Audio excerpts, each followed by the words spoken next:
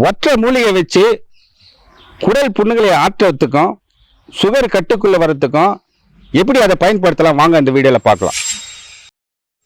நலமுடன் வாழும் நேயர்களுக்கு வணக்கம். ஒரு ஒற்றை மூலிகை வச்சு நீங்க 2 நோய்களுக்கு மாற்றம் தரக்கூடிய அருமையான பலன்கள் பற்றி நீங்க பார்க்கலாங்க. என்னன்னாக்கா என்ன மூலிகை கேட்குறீங்களா? இதுதாங்க வில்வம். எல்லாருக்கும் தெரியுங்க, வில்வத்தில் வகைகள் உண்டு. பார்த்தீங்கன்னா என்கிட்ட இருக்கிறது பார்த்தீங்கன்னாக்கா இது வில்வம் தான், சாதாரண வில்வம் தான்.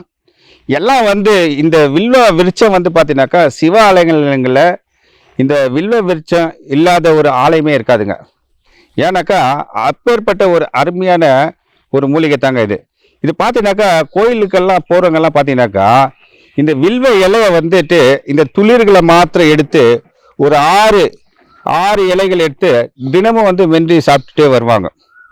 பார்த்தீங்கன்னாக்கா இது நரம்புகளுக்கு நல்ல பலன் கிடைக்கக்கூடியதுன்னு சொல்லுவாங்க.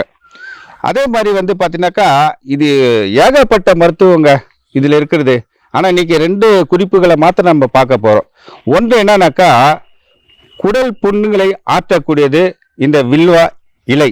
அது எப்படி எடுக்கணும்? குடல் புண்ணு ஆற்றுறதுக்கு இந்த வில்வ இலையை எப்படி எடுக்கணும் அப்படின்னு சொன்னீங்கன்னாக்கா இந்த வில்வ இலை ஒரு கைப்பிடி அளவு நல்லா அரைச்சிக்கணுங்க.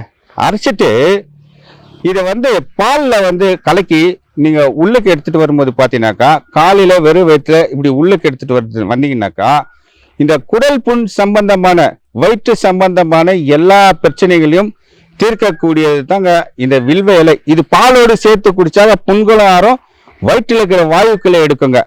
அதே மாதிரி இது சர்க்கரை நோயாளிகளும் பயன்படுத்தலாங்க. சர்க்கரை நோயாளிங்க எப்படி பயன்படுத்தலான்னு பார்க்கும்போது இந்த வில்வ இலைகளை ஒரு எடுத்து இடித்து சாறு ஒரு 50 ml எடுத்துக்கணுங்க. ஒரு 50 ml சாறு எடுத்து வெறும் சாரை நீங்கள் காலையில் வெறும் வயிற்றுல ஒரு வேளை மாத்திரம், ஒரு நாளைக்கு ஒரு வேளை மாத்திரம் 50 மில்லி சாறை நீங்கள் குடிச்சிட்டு வந்தீங்கன்னு சொன்னாக்கா சுகர் அருமையாக கட்டுக்குள்ளே வரங்க. உங்களுக்கு இந்த சுகர்னால வரக்கூடிய ஒரு அசௌகரியம் ஏற்படாதுங்க.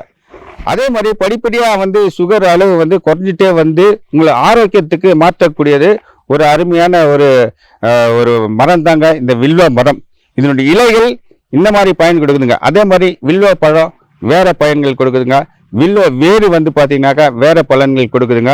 வில்வ துளிர் பார்த்தீங்கன்னாக்கா அது வேற பலன்கள் கொடுக்குதுங்க. இப்படி இன்னைக்கு நம்ம பார்த்தது குடல் புண்ணுக்கும் அதே மாதிரி சர்க்கரை கட்டுப்படுத்துறதுக்கும் பார்த்துங்க. நேயர்களே, உங்களுக்கு கிடைச்சாக்கா இதை பயன்படுத்துங்கள். நன்றி, வணக்கம்.